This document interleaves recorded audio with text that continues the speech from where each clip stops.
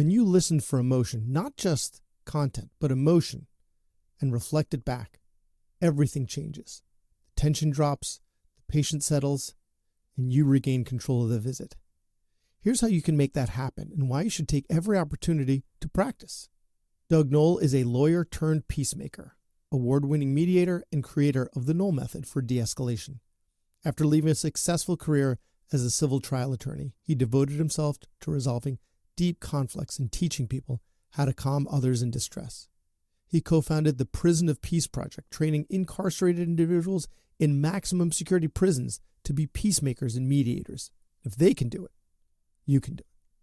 Doug is the author of De-escalate, How to Calm an Angry Person in 90 Seconds or Less, which outlines his neuroscience-based approach of listening others into existence by reflecting emotions with precision.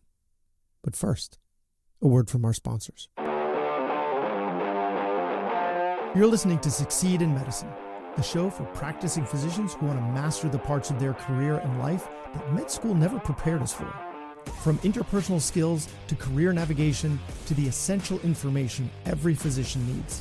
I'm Dr. Bradley Block, and in every episode, we bring you brass tacks advice and immediately applicable insights from world-class experts so you can feel prepared wherever your MD takes you and build a life in medicine that's sustainable, rewarding, and actually worth all those years of sacrifice. You've spent years making careful decisions with lasting impact. When it comes to investing, the same principle applies. Lightstone Direct gives you access to institutional quality real estate investments with decades of proven experience behind them. Invest directly, no middlemen, and a $12 billion plus asset under management real estate firm in your corner. Remember, all investments involve risk. Please visit lightstonedirect.com for a full list of disclosures. Doug Noll, thank you so much for being on the podcast. Hey, Brad, I'm really, really glad to be here. And I want to say something first for all of your listeners. If you don't give this guy a 5-star review, there's something really wrong with you, because people like Brad put out these podcasts that are vitally important for everyone to listen to. So I've given him a 5-star review, and I don't care what platform you're on right now. Go do it while you're listening to us. Give him a 5-star review. He needs it. He deserves it. And you want to show your support for him. And we've known each other for a couple of minutes. I appreciate that very much. Thank you for that endorsement. Absolutely. So let's dig right into it. Your strategies are useful for de-escalating angry patients, but they're also really useful in any patient encounter. Correct. And the cornerstone here is the affect labeling. So before we dive into it, actually, what is affect labeling? Affect labeling is nothing more than telling somebody what they're feeling, basically reflecting back to them their immediate emotional experience using a you statement. You're angry, you're frustrated, you're frightened, you're confused. That's all it is. It's emotional validation.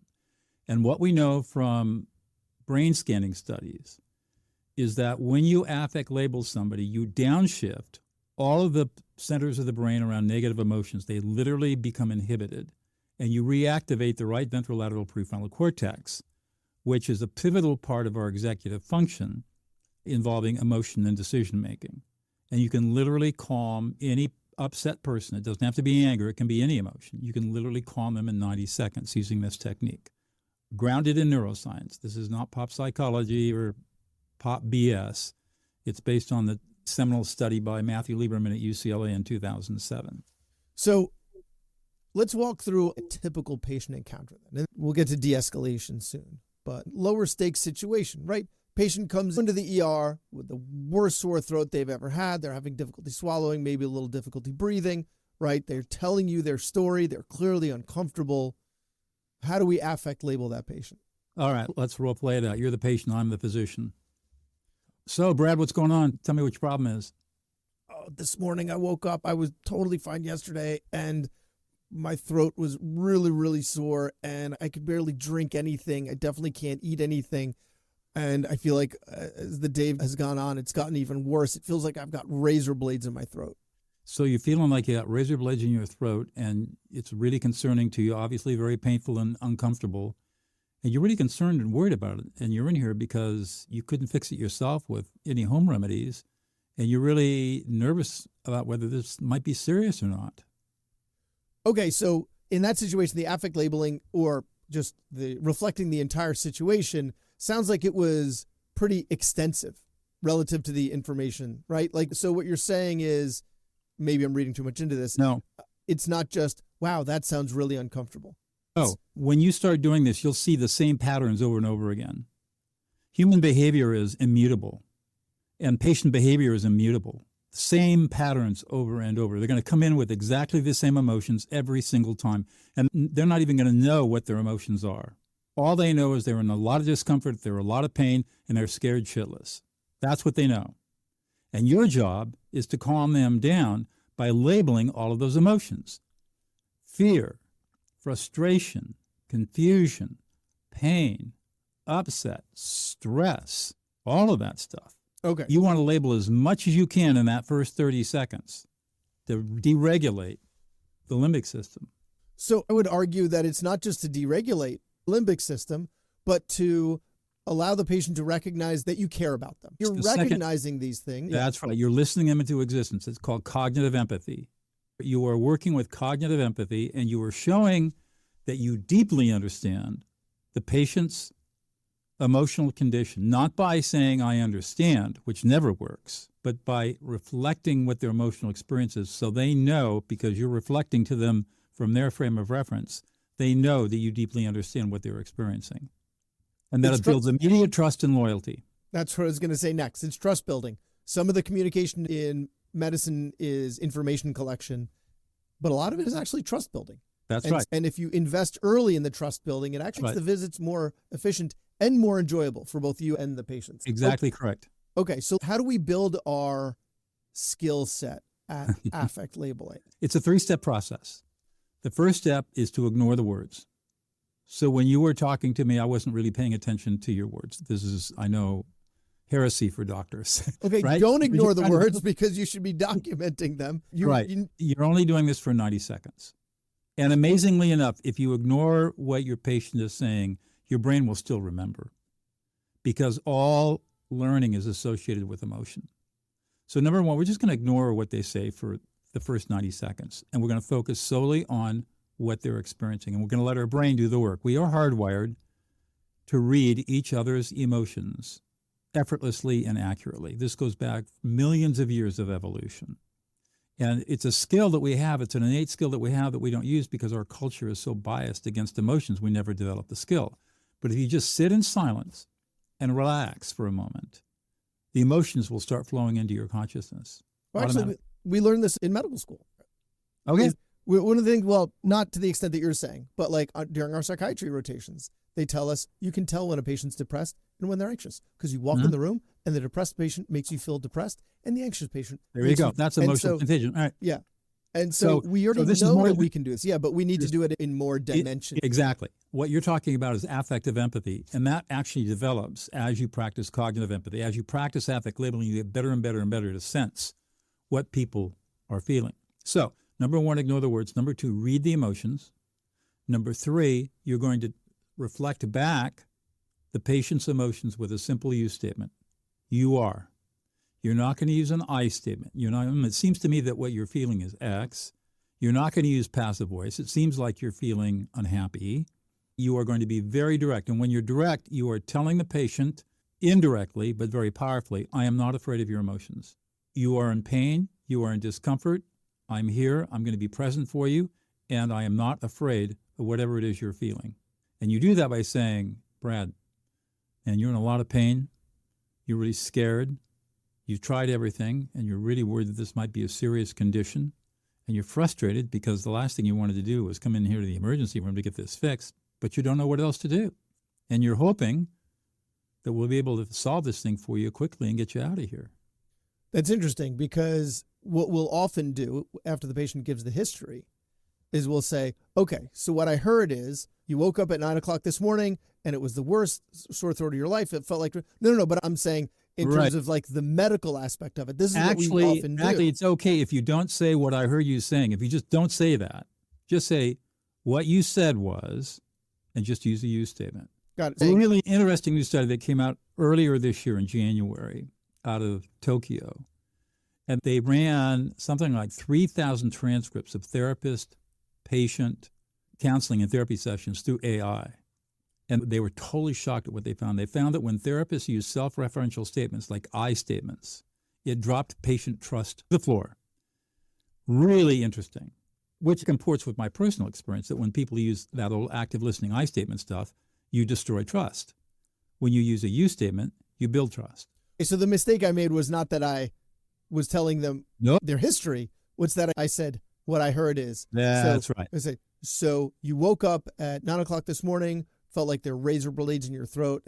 So instead of doing that. No, that's exactly what you want to do. So you woke up. Which really scared you. And then tried taking some ibuprofen. It didn't get any better. And then you were even more uncomfortable. And you didn't know what else to do. So you came here to the ER. And I'm so glad you did.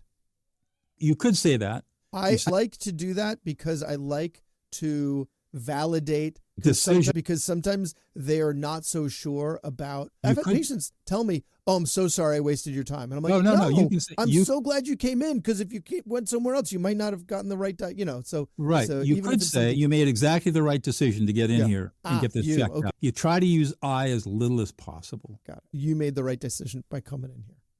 So, what are some of the affects that would be most relevant to healthcare situations? Emotions are data, just like numbers on a spreadsheet, just like biometric data that you guys rely on in your diagnoses, chemical tests, blood tests, whatever. It's data. We just don't know how to structure that data because we've never been taught. Once you structure the data, it becomes very easy to use. And the way that I structure the data for negative emotions is there are 7 emotional layers. And the 7 layers from least intrusive to most intrusive are anger, disrespect, fear, disgust, shame, humiliation, sadness, and abandonment. And each one of those layers has a whole bunch of different flavors of that emotion. So, for example, anger. Anger includes frustration, annoyance, irritation, being enraged, probably jealousy. Disrespect would include disrespect, being treated unfairly, not being heard, not being listened to, feeling invisible, not being appreciated, not being supported. Fear emotions include fear, anxiety, concern, worry, all the way up to being terrified, scared, frightened. Disgust emotions, disgust, offended, nauseated, words like that. Next one down is shame, humiliation. That's pretty easy. Shame, humiliation, embarrassment, guilt, words like that. And then we get into the sadness emotions: sad, depressed, upset, unhappy, disconnected, depressed, miserable, things like that. And then abandonment, which is really deep: abandoned, betrayed, rejected, unloved, and unlovable. And what you do is you commit this matrix to memory, and you start with the presenting emotion. So typical patient is going to be coming in, they're going to be in pain, they're going to be unhappy, and they'll be scared. The dominant emotions that a patient's going to have, especially in ER. Yeah. They're coming in and they're scared and they're uncomfortable. So you can start at the top. You are really anxious and worried that this is serious. And you are feeling a little disgusted with yourself for not taking care of it earlier, and you're feeling a little embarrassed that you waited so long. And then you're in a lot of pain and discomfort, and you're really unhappy and miserable right now. And you haven't felt like you got the support that you need to get this problem fixed. Yeah. And so you're here trying to solve the problem. Yeah, those sound like the most common ones that we'll see. And whether or not it's in the emergency department or an outpatient appointment. It could be anywhere. That's what you're going to hear. They're inevitably going to be uncomfortable because whatever symptoms they have, or they're going to be scared because they're not uncomfortable and maybe they have some new diagnosis. Yes, but it'll be pretty easy to tell what it is they're experiencing. And here's the thing, Brad. Yeah. Here's the thing. The patterns always repeat themselves. Yes. Anyone who's been working in medicine long enough knows that, because you see, we get very good at pattern recognition to the point where you can, which is why I say that trust building is really important, because you can walk into the exam room and often tell within the first minute exactly with the patient, because you've just done it long enough. You see those patterns. Exactly. Which then puts the onus on us to then use that cognitive bandwidth that we have free, because we're not first year med students where we have to figure everything out from scratch. Right. We're free to do that affect labeling. We have that cognitive ability because the pattern recognition has freed up some mental load. But what I want to dive in deeper now is the angry patient, right? And I think from the affects that you just listed, the disrespect is probably the one that's going to be most appropriate because they're often angry because they feel disrespected in some way. And not heard. They don't feel heard, they don't feel listened to, and they feel disrespected. Am I right? I separate them out. Okay. Because they could be disrespected because somebody insults them or somebody dismisses them. But they could also be not heard. They could be respected but not heard. So that's why I separate out. It's a fine nuance, but I use that. But the common ones are, you've been waiting for a long time, or you had appointment and it's then not 2 in the hours later, system, you're finally in here, and or nobody you're really contacted frustrated you. and angry, and you feel completely disrespected, and you don't feel like anybody really cares about you, and you're just a statistical number going through the process, and you're really pissed off about it. Yeah. You feel like we don't care about you as a person. You feel like... I'd be careful about the we, but you don't feel like you're being cared for as a person. So we can use the passive voice there. You don't feel like you're being cared for as a person. That's active voice. And you label and tell you, yeah, that's exactly right. Then you're looking for 4 relaxation responses. These are all involuntary. Nodding of the head, a yeah, or an exactly. Then you're going to get a sigh of relief and a dropping of the shoulders. And then usually they'll say, thanks for listening to me. Problem solved. All right, let's get to it. Let's figure out what's wrong with you. Okay. The emotional problem is solved for the moment. You've got them de-escalated. Got it. Okay. And you can take, I don't care how angry they are, unless they're really non-functioning for some reason, maybe really out there on drugs, they will calm down. They can't help themselves. That's how our brains are hardwired. It takes about 90 seconds. So you got to hang in there for 90 seconds and keep working with them until they calm down, and then they're good.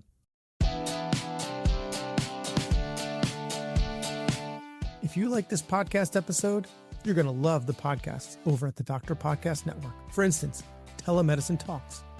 Telemedicine is revolutionizing healthcare. Dr. Lee Damasco and Phoebe Gutierrez, Telemedicine Talks, bring you to the forefront of this digital transformation, featuring insights from pioneers and practitioners. Stay ahead of the curve, subscribe to Telemedicine Talks, and navigate the future of medicine with confidence.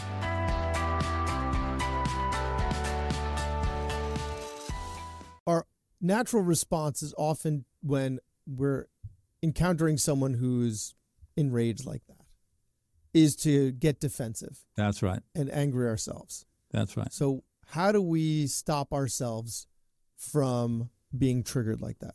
Ignore the words. That's why you ignore the words. Just don't even listen to what they're saying. Look at them as an emotional being and just focus on their emotions and then label them.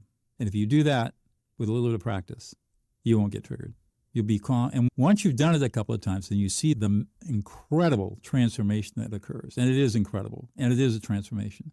Then you'll have so much confidence that you'll never worry about dealing with an angry patient again. You'll know exactly what to do. And nothing anybody can say will ever get under your skin or bother you. In fact, the promise I make to my clients is you will never have a fight or argument again in your life once you master these skills. That's a pretty bold statement, sir. I have trained thousands of people serving time in prisons how to stop prison violence using these skills over 10 years. I've trained senior analysts at the Congressional Budget Office how to de-escalate members of Congress who are screaming and yelling at them without losing their cool. Yeah, I got 25 years of experience that tells me. Well, they can do it in prison, then we can certainly do it in a doctor's office. You certainly can. So then, is there a paradigm for teaching this to our staff? So the staff, they just don't want to be hassled because it's not like they messed up the appointment and they're getting yelled at for stuff that is not their fault and often spoken to in a way that is distinctly less respectful than how physicians are addressed.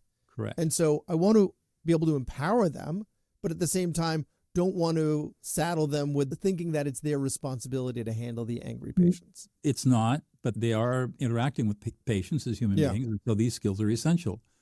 They need to get trained, just like everybody else, just like physicians need to get trained. This is something that I talk about all the time. You can grab my book, De-escalate, off of Amazon and read it. You can even go take up my online courses on my website. This is a skill like riding a bicycle. Are you going to learn to ride a bicycle by reading a book?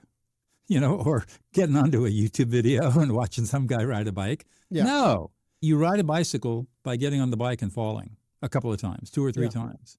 And then all of a sudden, It's not working, and all of a sudden, boop, it's working, and you're off.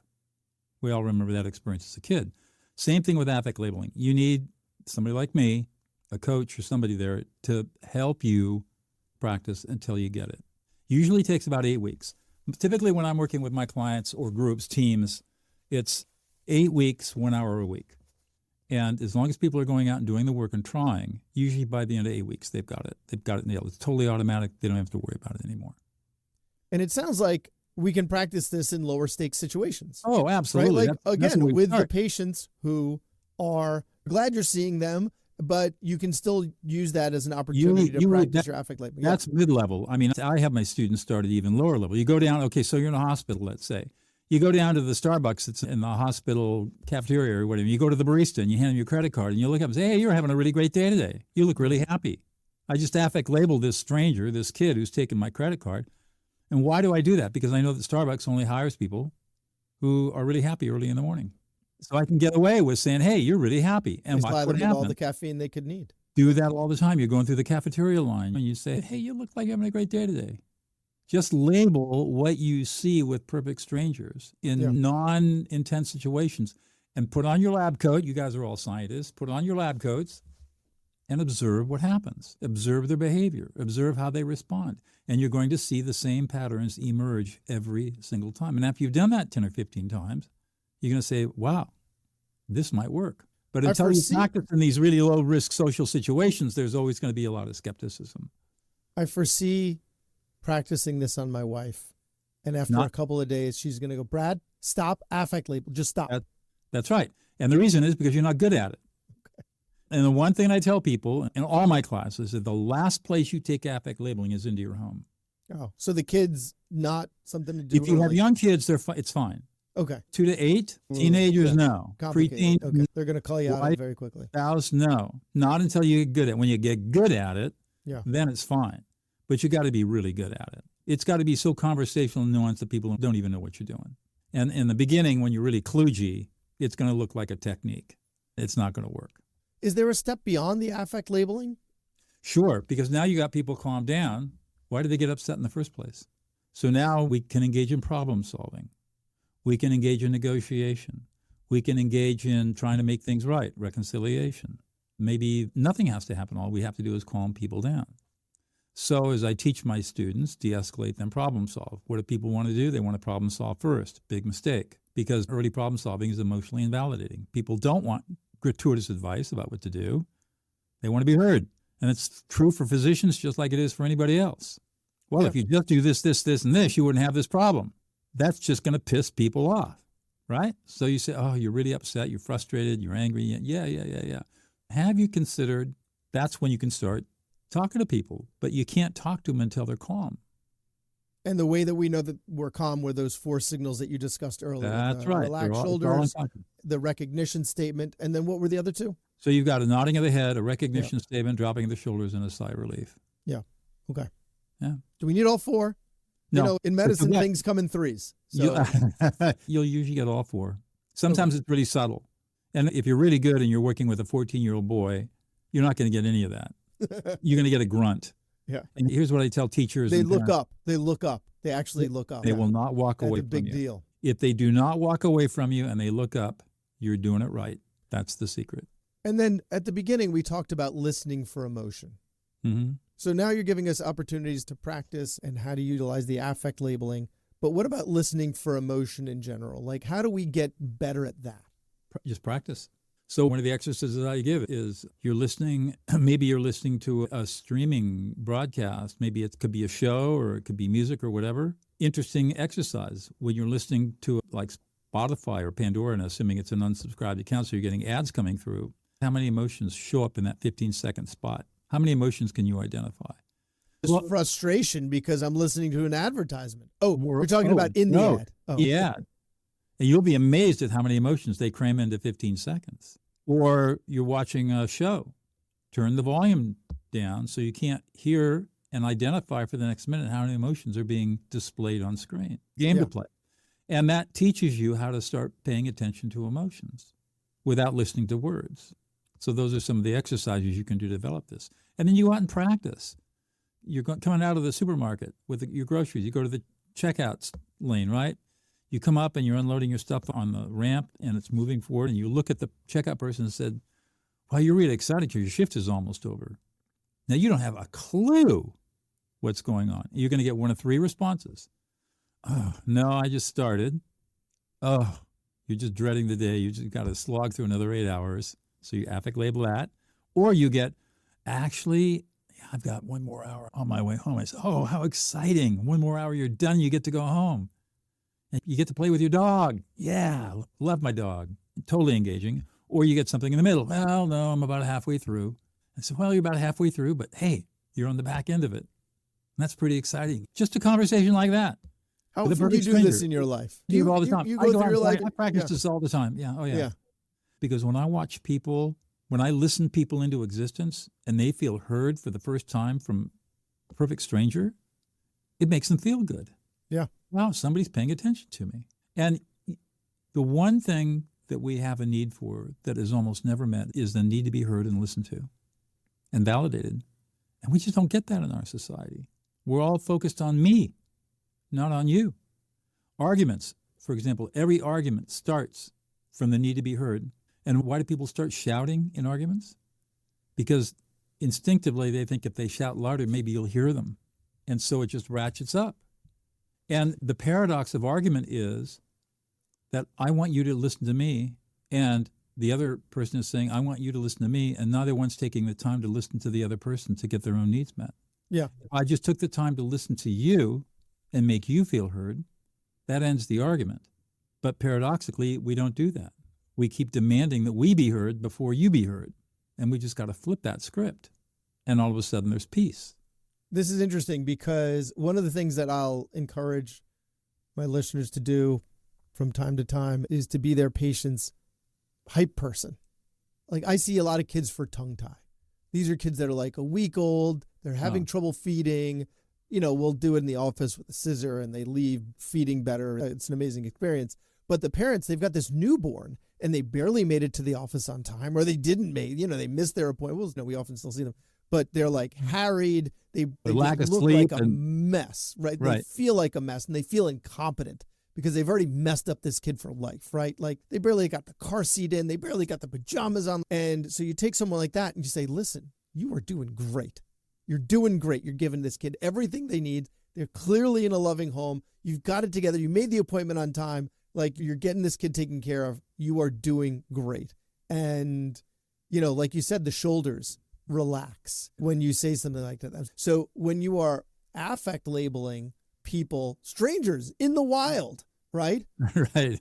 It's also a good opportunity. You can then you've developed this like mini rapport. You can then be that person's hype person, which can I tell you feels so good. It feels so good to become their hype person. That's right. And you can do positive affect labeling like you're talking about. You're calling hyping. You can do positive affect labeling too. So let's say you're working with a young parent and they've got a newborn with an issue, but you get it taken care of.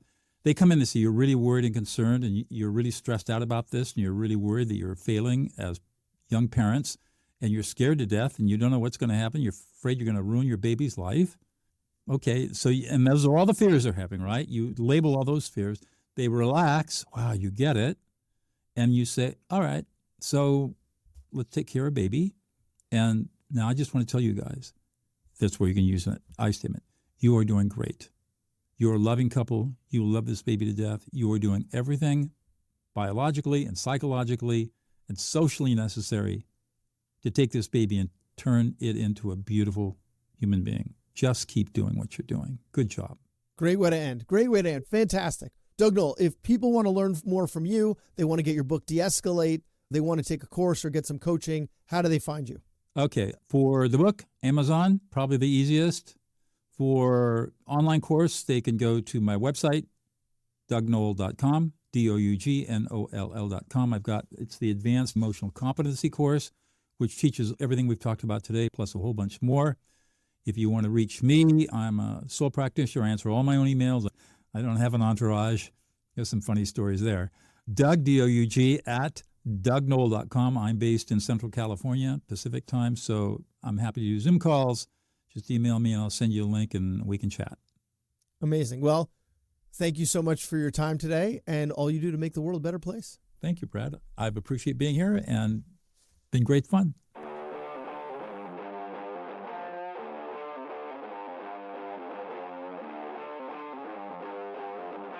Thanks for listening. I have a favor to ask. You listened to the episode until the end, which means either you fell asleep or you really liked the episode. So please write us a 5-star review, take a screenshot, and email it to me so I can send you a quick guide on how to earn patient trust in 20 seconds or less. Email me at brad@physiciansguidetodoctoring.com and feel free to suggest a topic or guest. I take your requests seriously. The views expressed on this episode are those of the interviewer and the interviewee and do not represent the views of their employer or even their significant other. Even though the magic of podcasting makes it sound like I'm talking directly to you, this is not a doctor-patient relationship, and this is not medical advice, or financial advice, or legal advice, or really any advice. Thanks again for listening to Succeed in Medicine.